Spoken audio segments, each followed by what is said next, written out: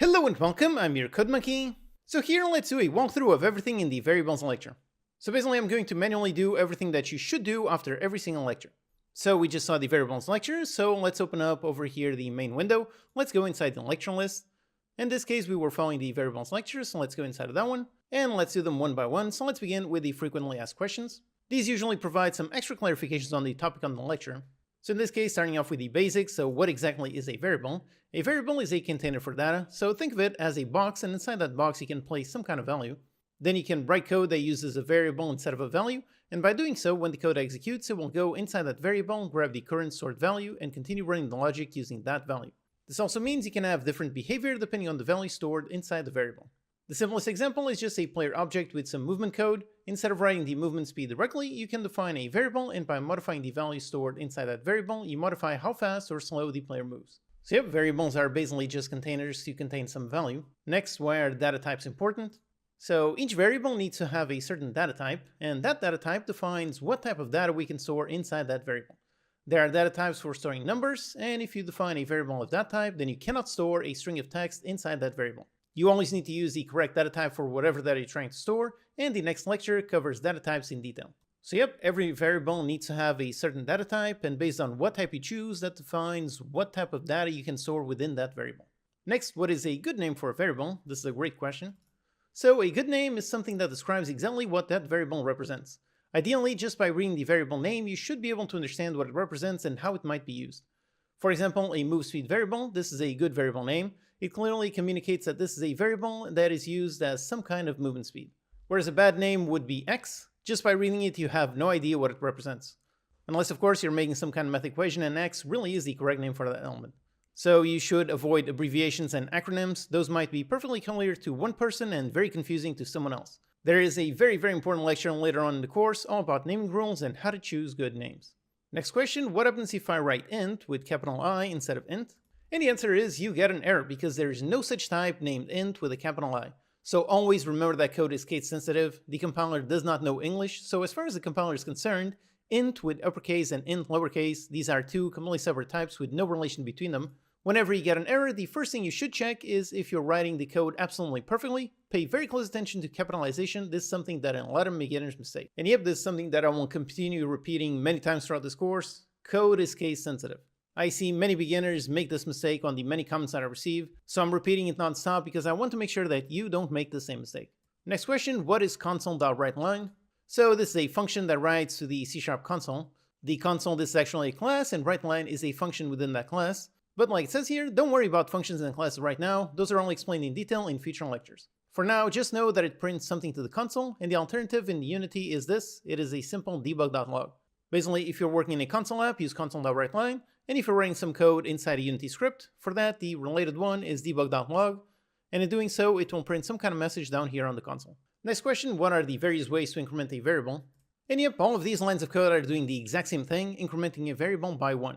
So you can do age equals age plus 1, that will increment by 1. You can do age plus equals 1, that will do the exact same thing, so grab age and increment by 1. Or age plus plus, which again, same thing, increments age by 1. All three of these lines of code, these all do the exact same thing.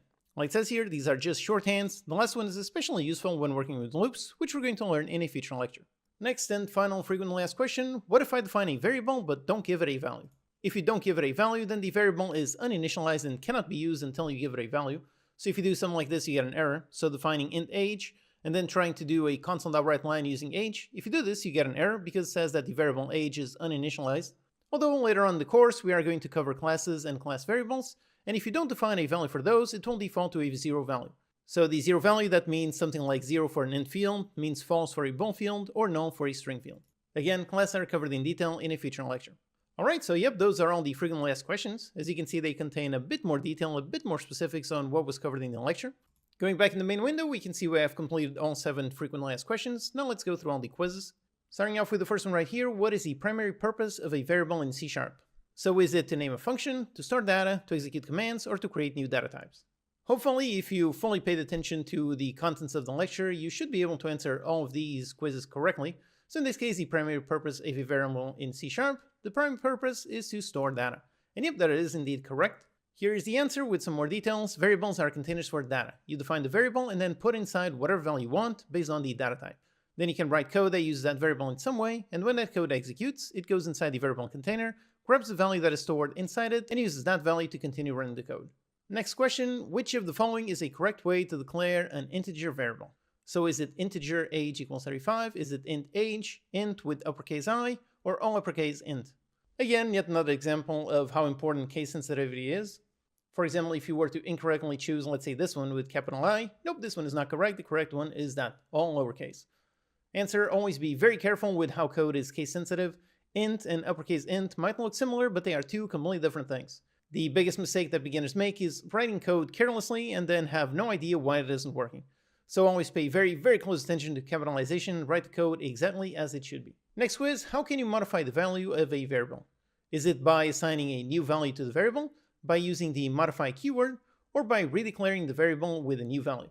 So if you redeclare, you're going to get an error because you cannot declare two variables of the exact same name, and there's no such thing as a modify keyword, so the correct answer is by assigning a new value. The answer here, you can define a variable and then assign a new value to replace the previous value. So define int age equals 35 and then replace it with 25. Well, like it says here, you don't redeclare it. If you do, you get an error since you cannot define two variables in the same scope with the exact same name. So over here, if you do this, yep, you get an error, age is already defined. However, you can also have multiple variables of the same name as long as they are on completely different scopes. For example, you can have a local variable named age inside one function and a different local variable on a different function also named age. There's a detailed lecture on scope later on in the course. Next quiz, what does the statement age++ do? So does it reset the value of age to 0? Does it divide the value of age by itself? Does it increase the value of age by 1 or multiply the value of age by 2? This one is the shorthand for increasing by 1, so yep, it increased the value of age by 1. Like it says here, the shorthand for increasing the value stored in the variable by 1. This is a really super useful shorthand, especially when working with loops, which we're going to cover in a future lecture. These are the two main shorthands, so age++ and age minus. Although these two do not work, you cannot do age multiply, this doesn't work, or divide, also doesn't work. So this shorthand only works for these two. But if you want to do this kind of math, so multiplication and division, if so, you can use these other shorthands. So plus equals 2, minus equals 2, times equals, divide equals. Next quiz question, what math operations can you do on a variable? So is it only addition? Is it addition, subtraction, multiplication, and division? Or is it only assignment of values? And yep, with variables, you can do pretty much all kinds of math, so the answer is this one. You can add, plus, subtract with minus, multiply, and you can divide. Although, of course, this assumes that the data type being used in the variable is a number type. Naturally, you cannot multiply a string or divide an object. Next multiple choice question, is it possible to declare multiple variables in one line? So yes, by separating them with a comma, or no, each variable must be declared in a separate line. And yep, if you use a comma, you can indeed define multiple variables in one line. So yep, you can do this, this is perfectly valid code, so int age, comma, int health, and so on, this works. Although at the same time, while this is valid code, personally I tend to avoid doing this because I feel like it makes the code a bit more confusing. So while you can do this, personally I would always define each variable in a separate line just to keep the code nice and readable. Next quiz question, how do you print the value of a variable to the console? Is it with console.writeLine then the variable name? Is it console.print or just writeLine? And this is something that you're going to do tons and tons of times, so even if you get it wrong right now, you will certainly get this right soon enough. The answer is this one, console.writeLine, a very common function. You use console.writeLine whenever you want to print anything onto the C# console. And by the way, if you don't understand this syntax, then don't worry, this is a function and a static class. All of that is explained in detail in future lectures. Or alternatively, when working with Unity, the similar function that prints to the Unity console, that one is called debug.log, and then you print whatever you want. Okay, so final quiz question. What does the statement age star equals 2 do? Does it divide the value of age by 2? Does it increment by 2 or multiplies by 2? And yep, I'm pretty sure that the star is the universal symbol for multiplication, so yep, this one is the multiplication. The asterisk means multiplication, and this syntax is a shorthand for doing some math function on the left side. So these two lines of code are doing the exact same thing. So age star equals 2 or age equals age times 2. Yep, both these are doing the exact same thing. Alright, so that's the questions, and we have 8 out of 8 done. Now let's go into the exercise, and let's go through all of these one by one. This one is the really important part. After you go through every lecture, definitely make sure you do all of the exercise. So let's do them, beginning with this one. Okay, so lecture variables, exercise title, define speed variable. The goal is to edit the script exercise.ts. We need to declare a variable of type int with the name speed and assign the value 5 to it. So pay close attention to where you write the code. So here's a quick hint right inside the main function. So let's open up exercise.ts. Okay, here is the file, and right away there's just a quick explainer about what are these things in green. These are comments. These are just text. The compiler completely ignores this, so none of this is treated as code. Comments are going to be covered in detail in a future lecture. So the goal is to write some code after this line. But again, very important, like I mentioned in the lecture on programming basics, we need to write it inside the main function. So right here, the goal is to declare a variable of type int with the name speed and the value 5. So like we learned in the lecture, first we write the type name. So in this case, we want an int. And again, always keep in mind, code is case sensitive. So it's int, all lowercase, it is not uppercase. If you do it like this, we got a red squiggly line. Int is not being recognized, so the type name is int. Then after the type, we write the name. So in this case, we want it to be named speed. And then in order to assign a value, we need to use the equal sign and then whatever value. So in this case, let's assign it to the value 5. And yep, this is int. Now, since this is the first exercise, let me just show a few things. So for example, if we make a mistake here, so if we write int with uppercase, again, very important, before you go back into Unity, you have to save. So either go up here into File and then Save, or just press Ctrl S. So as soon as you save, Unity should see the changes and it should start to compile. Or in this case, we have a compiler error, so it doesn't actually compile. And like I mentioned on the lecture on how the exercise work, always make sure you have the companion window open. That way, if you make some kind of mistake that leads to some kind of error, here you can see a little bit more text that might help clarify exactly what the issue is. So over here, the issue is pretty simple. It's because we wrote int incorrectly. So as always, remember how code is case sensitive. So over here, we need to make sure to type int. And again, if we also make another mistake here, like we named sped instead of speed, right now the code is compiling because we have no syntax errors. And if the exercise is still in progress because we didn't actually complete it perfectly. And again, down here on the companion window, we can see some nice helpful message. So did you accidentally write something different? Again, the goal with this exercise is to teach you how to write things absolutely perfectly. So now let's properly construct our exercise. So just like this. So define a variable of type int named speed with the value 5. And if we save and just let the code compile, and if there it is, we have the exercise completed. Then we can also show the hint. Like the hint says here, remember the syntax for how variables are declared. So first the type and then the name, and then optionally assign some value. Always remember how code is case sensitive. So define a variable named exactly speed, not uppercase speed or anything else. And if we were to get really stuck, we can just show the solution. And up here we see the goal is to define a variable of type int named speed with the value 5. So the solution is exactly this. So int speed equals 5. And if we want, we could click on apply solution. And if that overrides the file with the one with the solution, which is exactly what we wrote. So yep, just like this. So like it says here, congrats. In this exercise, you applied what you learned about how variables are defined, how they have a type, a name, and a value. So yep, that's it. Now click the complete exercise button in order to finish the exercise. All right, here is the lecture on variables. Let's see the exercise titled fix error int. So like it says here, edit the script exercise.cs and fix all of the compile errors. And by the way, as soon as you start the exercise or click on this button to open the file, and if you do, and if you see Unity kind of breaking like this, if so, then go into your Visual Studio. And over here, you might see this window telling you that some file has been changed externally. That's because the whole setup for starting the exercises. So whenever you see this window, just go ahead, click on yes to all. And yep, it should reload everything. And yep, here is the exercise file. Again, the goal is to fix this error. And here's a quick tip. Place the mouse over the red line in order to see the actual error. So if we place the mouse over here directly on top of the int red squiggly line, if so, we can see this error. The type or namespace int could not be found. And like it says here, alternatively, we can check the Unity console or check the companion window. So here in Unity, if we look at the console, yep, we see exactly that error. Type or namespace int could not be found. And over here on the companion window, over here we can see a nice little hint on what exactly the issue might be. And yep, in this case, this teaches us exactly what is the solution, what is the problem that we have here. As always, remember how code is case sensitive. Then we can also show the hint. So in this case, the hint is pretty simple. So remember how code is case sensitive. And we can also see the show solution. So there's an error that says int, uppercase I, does not exist. And that is because code is case sensitive and the proper name is int, all lowercase. So the compile error here is pretty simple. Remember how you have to write code perfectly. So in this case, it is not int uppercase, but int all lowercase. So yep, that's really it. Let's go ahead and save. The code is compiling. And if there it is, exercise completed. Okay, so congrats. In this exercise, you'll learn how to solve the most common error that beginners encounter, which is issues with capitalization. Always remember how code is case sensitive. So int, all lowercase, and int with an uppercase I, those are two completely different things. One exists and one does not. Same thing for all the other types, so float versus float, bool, bool, true, true, and so on. So once again, another exercise to really make sure you fully understand code is case sensitive. The reason why I'm repeating this so often is really because this is the main error that beginners encounter.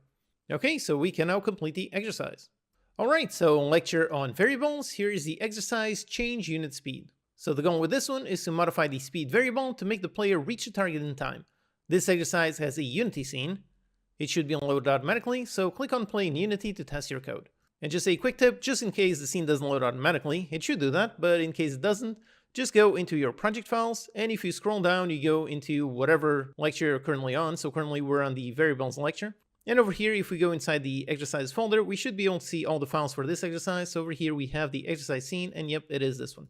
So like it says here, the goal is to modify the speed variable. Now, before we check the code, let's try running this code and see what happens. So the player is moving, some kind of player character, it is moving, and nope, it did not reach the target in time. Okay, so we need to modify the speed in order to make sure it gets there on time. So here's the code. And again, you can ignore these lines that start with 2 forward slashes. These are comments, and the code ignores all of these lines. Comments are covered in detail in a future lecture. So here we have a line of code that is setting some kind of player speed variable. So all we need to modify is this value, and then we can press play in Unity to test our code. And again, something that is going to happen more and more as we see some more complex exercises is some of them have some testing code, so just make sure you don't modify these lines of code, otherwise the exercise breaks. So in this case, all we want to modify is this one, and if we get stuck, we can always show the hint. And like it says here, variables are containers for data, so when the code runs, it gets to the variable and it grabs whatever value is stored in that variable and uses that. So in this case, if we want the player to move faster, then we just need to modify the value that is stored inside the player speed variable. Or as always, you can click on show solution in order to see it. So in this case, the player speed variable just needs a value that is big enough in order to get to the target on time. So for example, float player speed equals 6. So let's put it on 3F. So let's go ahead, save. And over here back into Unity, let's make sure it compiles. And let's hit on play. And it is moving forward, and nope, it still did not reach it in time. So let's increase by a little bit. So instead of 3, let's go with 6. Okay, let's run the code. And it is moving forward really fast. And yep, there you go, success, we didn't get there in time. All right, awesome. So in this exercise, you'll learn how variables are used in the actual code, meaning how their value actually affects how the code behaves. So over here, by just modifying the value that we stored inside a variable, we managed to see how that actually impacted the behavior for the code, which in turn allowed us to achieve our results. Okay, so let's go ahead, stop playing, and let's complete our exercise. All right, let's see the lecture on variables with the exercise titled Fix the Error Uninitialized. So like it says here, fix the error in the console, a variable is being used while unassigned. So here is our exercise file. And as usual, let's place the mouse over the red line in order to see the error. And our error here, thankfully, this one is pretty descriptive. So it says use of unassigned local variable age. This is teaching us that before we can use a variable, we need to actually assign some kind of value to it. So this exercise is pretty simple, and the way that we assign a value, like we saw in the lecture, is by using the equal sign, and then using some kind of value. But again, remember how the value is also dependent on the type that we're using. So since this is an int variable, we cannot put some kind of string of text, this does not work. We also cannot put some kind of decimal value. Nope, here it has to be an integer.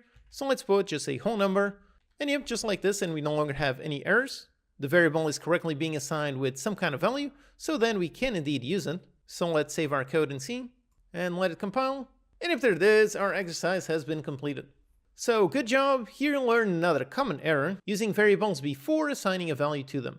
So always make sure a variable has a value, and the best way to avoid this error is to always give it a default value whenever you define a variable. So yep, always keep that in mind. Remember how before you can use a variable, it needs to have some kind of value. Okay, let's complete the exercise. Alright, so here is the lecture on variables, and let's do the exercise titled Double Variable. So the goal with this one is double the value inside the age variable. Do not modify the code defining the variable or calling the function result. So we should really just double the value inside the age variable. So we should only double the value inside the age variable, and then we can play the scene in Unity in order to test our code. Alright, so here's the script. And again, we've got some comments that again are ignored by the compiler. These are just text, just to guide us. Then over here, first thing we have is an int variable named age, and it is being initialized with the value 20. And then, like it says here, modify this line down here, set it to double the value stored inside of age. And as a quick hint, remember how you can use math with variables.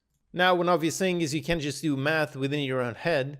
So you can just set it to 40, which is indeed double of 20. And if we hit play in Unity, and technically we got a success, we did get double. However, while the result is accurate, there doesn't seem to be any multiplication. So the goal with this exercise is to teach you how you can use mathematical operations within your variables. So setting it to a fixed value, that doesn't make much sense. So let's complete this exercise properly. Let's set it to double by using actual math, by actually multiplying by 2.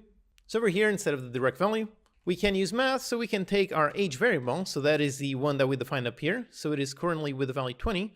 We can take this, and then we can do multiplications using an asterisk, and then we can multiply it by something, so in order to double it, pretty simple, just multiply it by 2. So yep, this is going to assign the age double variable. It is going to be assigned to the value of age multiplied by 2, and the value of age contains the value 20. So in this case, 20 times 2, and age double won't be set to 40. Okay, so that's it. Always remember to save your file. Just let Unity compile the changes, and let's hit on play. And if there it is, we have our success, and our exercise has been completed. So good job. In this exercise, you'll learn how you can do math with variables. Yep, this is definitely something that is very valuable. Always remember how you can take your variables and do math with them. Now we can complete the exercise. And yep, we have 5 out of 5 exercises completed, so everything is fully completed. There it is, the variables lecture, all fully on green. So what we did here, basically what I want you to do after every single lecture. So watch a video lecture, then come here and do all of that. Go onto the main window, select the lecture that you want, go through all the frequently asked questions, all the quizzes, do all the exercises, and make sure that everything is nice and green. If you truly want to learn C#, then this is really what you need to do.